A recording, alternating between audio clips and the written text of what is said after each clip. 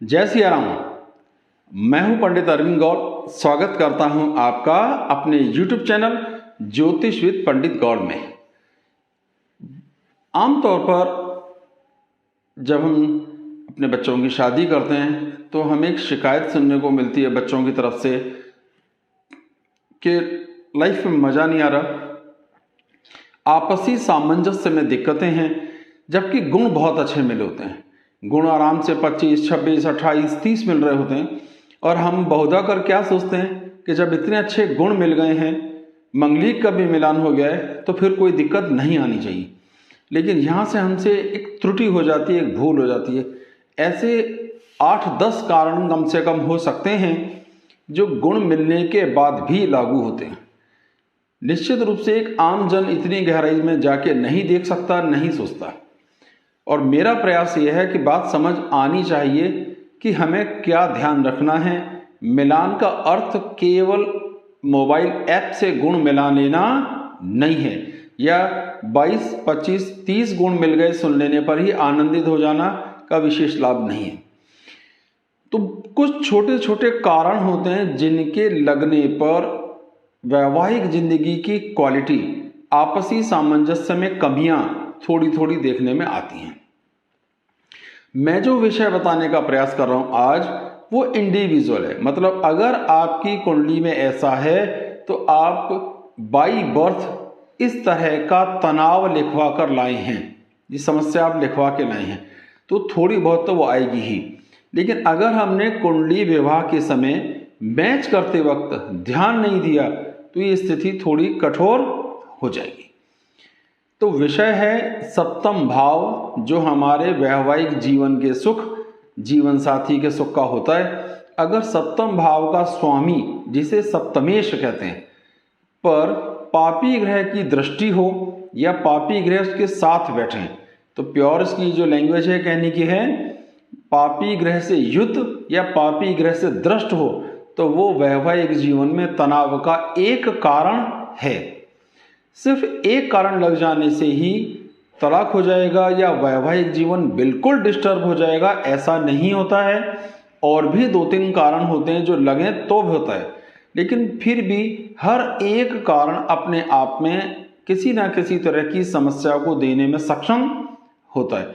अगर हम पहले से इन बातों को जानेंगे, समझेंगे और उसके उपाय या निवारण के संबंध में भी कुछ विचार करेंगे, तो ये लाभ होगा कि हमें तनाव कम से कम आएगा। हर चीज के लिए उपाय की तलाश करना ठीक नहीं है। कुछ चीज़ों को हमें मैन्युअली हैंडल करना सीखना चाहिए। इसका अर्थ यहाँ इतना है, हर चीज के लिए शॉर्टकट्स अवेलेबल नहीं हो सकते। ये सोच लेना कि ये प्रॉब्लम है तो ये उपाय कर लो, ये कभी कभी मन को समझाने वाली बातें रह जाती हैं। तो पहले कुंडली को समझो, उसको देखो, उस हिसाब से मिलान करो, जिससे कि आपको या आपके संतान को वैवाहिक जीवन की दिक्कतें ना हो। मैं इस बात को समझाने के लिए आपको 4 एग्जाम्पल देता हूं, आप उन्हें ध्यान से देखें और इस विषय को समझने का प्रयास करें। पहला एग्जाम्पल है, एक महिला की कुंडली है, 28 अप्रैल 1976 शाम को 7 बजे इनका जन्म हुआ है। अब देख रहे हैं कि कन्या लग्न की कुंडली है और सप्तम भाव में है मीन राशि 12 नंबर, और 12 नंबर का स्वामी होता है गुरु। तो इस कुंडली में सप्तमेश कौन हुआ? जो सप्तम भाव का स्वामी है। सप्तम भाव में मीन राशि का स्वामी है गुरु, ये रहा। अब देखना है इसके साथ हो क्या रहा है। देखिए, एक तो सूर्य साथ बैठा है, मैंने रेड कलर से लिखा जिससे आप स्पष्ट रूप से देख सकें। तो ये पाप पीड़ित हुआ, केतु भी साथ बैठा है, पाप पीड़ित हुआ। तो पहले तो पापी ग्रह से युत हो गया। अब राहु की इस पर पूर्ण दृष्टि है। राहु कौन सी दृष्टि देखता है? 5वीं, 7वीं और 9वीं दृष्टि। कैसे गिनेंगे? 1, 2, 3, 4, 5, 6 और 7वीं दृष्टि। तो राहु की पूरी दृष्टि है और शनि की 10वीं दृष्टि है। शनि 3, 7 और 10 को देखता है। अब 10वीं दृष्टि पड़ रही है, गिनते हैं 1, 2, 3, 4, 5, 6, 7, 8, 9, 10। तो शनि की भी दृष्टि गुरु पर आ रही है, राहु की भी दृष्टि आ रही है, केतु साथ बैठे हैं, सूर्य साथ हैं। तो ये जो सप्तमेश गुरु हैं, सप्तमेश गुरु पाप ग्रह से युक्त और 2 पापी ग्रहों से द्रष्ट हैं, इसलिए सप्तमेश कमजोर हो गए। एक और कुंडली लेते हैं, ये भी एक महिला की कुंडली है। 15 मई 1982 शाम को 7:05 का इनका जन्म है। ये वृश्चिक लग्न की कुंडली है, 8 नंबर। तो सप्तम भाव कौन सा हुआ? ये वाला। ये है 2 नंबर, तो इसका स्वामी हुआ शुक्र, तो ये सप्तमेश हुआ। अब सप्तमेश पर मंगल की भी पूरी दृष्टि है, मंगल 7वीं दृष्टि से देखते हैं। शनि की भी पूरी दृष्टि है, शनि भी 7वीं दृष्टि से देखते हैं। तो 2 पापी ग्रहों का पूर्ण प्रभाव सप्तमेश पर पड़ा। यही हमारा आज का विषय है। एक और एग्जांपल ले लेते हैं। ये एक पुरुष की कुंडली है, 7 मई 1974 सुबह 5 बजे थाने महाराष्ट्र का जन्म है। ये मेष लग्न की कुंडली है, 7वें भाव में 7 नंबर। 7 नंबर का स्वामी होता है शुक्र। अब शुक्र के ऊपर किसकी दृष्टि है? राहु की पूरी दृष्टि है, 5वीं। देखिए राहु कौन से देखता है? 5वीं दृष्टि से भी। 1 2 3 4 5, तो इसे हम कहते हैं राहु की पाप दृष्टि सप्तम भाव के स्वामी सप्तमेश पर है। और शनि की 10वीं दृष्टि है, ये वाली।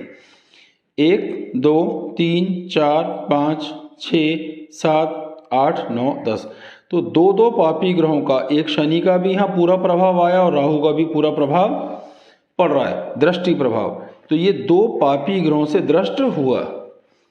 ये आखिरी एग्जांपल ले लेते हैं। ये पुरुष की कुंडली है, 2 जून 1975 सुबह 6:20 भिंड का इनका जन्म है। मिथुन लग्न की कुंडली है, 7वें भाव में धनु राशि। धनु राशि का स्वामी होता है गुरु, ये रहा। अब गुरु के साथ बैठे हैं मंगल, तो ये जो सप्तमेश हुआ, सप्तम भाव का स्वामी गुरु एक पापी ग्रह के साथ बैठा है, ये नुकसान हुआ। राहु की 5वीं दृष्टि, राहु 5वीं दृष्टि से भी देखते हैं, तो 1 2 3 4 5। शनि की 10वीं दृष्टि, शनि यहाँ से अब मैंने आपको गिन के दिखाया 10वीं दृष्टि, तो शनि की भी दृष्टि का प्रभाव आ गया और राहु की दृष्टि। तो 2 पापी ग्रहों से दृष्ट है और एक पापी ग्रह मंगल से वो युत है। यही आज के वीडियो का विषय है। अगर आपने चारों एग्जाम्पल्स को ध्यान से देखने का प्रयास किया है तो आपको आज का विषय बिल्कुल स्पष्ट हो गया होगा। आप प्रैक्टिस के लिए अपनी जन्म कुंडली ने 7वें भाव को देखें और फिर सप्तमेश को पता करें, जो मुश्किल नहीं है। उस सप्तमेश की स्थिति पे ध्यान दें, किन किन ग्रहों की उस पर दृष्टि पड़ रही है इस पे ध्यान दें, तो इससे आपको पता चलेगा आपकी जन्म कुंडली में योग बनता भी है या नहीं। ये जरूरी नहीं है कि आपको कोई समस्या आ रही हो, फिर भी चेक कीजिए, आपको अपनी कुंडली में देखने पर प्रैक्टिस आराम से हो जाएगी। तो जन्म कुंडली लेना है, उसके 7वें भाव को देखना है, वहां भी जो मैथमेटिकल नंबर होगा 1 से लेकर 12 तक कोई भी, उसकी राशि कौन सी होती है, उस ग्रह के ऊपर किन ग्रहों की युति, यानी 7 में कौन कौन पापी ग्रह बैठा है और किन ग्रहों की पाप दृष्टि है, इस पे आपको ध्यान देना है। तो जितने ज्यादा पापी ग्रह साथ बैठेंगे, जितने ज्यादा पापी ग्रहों की दृष्टि आएगी, उतना ही अधिक वो ग्रह आपको वैवाहिक जीवन में तनाव देगा। जितनी शुभ ग्रहों की दृष्टि पड़ेगी, जितने शुभ ग्रह उसे देखेंगे, उतनी ही वो स्थितियों को ठीक कर देगा। तो ये सामंजस्य को देखना है। लेकिन जो हमारा विषय है अभी वो नेगेटिव अप्रोच वाला है कि पापी ग्रहों की दृष्टि या युद्ध होगा तो स्थितियों में थोड़ी सी खराबी आएगी। तो आप अपनी कुंडली देखें और उसे समझने की कोशिश करें। बहुत बहुत धन्यवाद। जय सिया राम।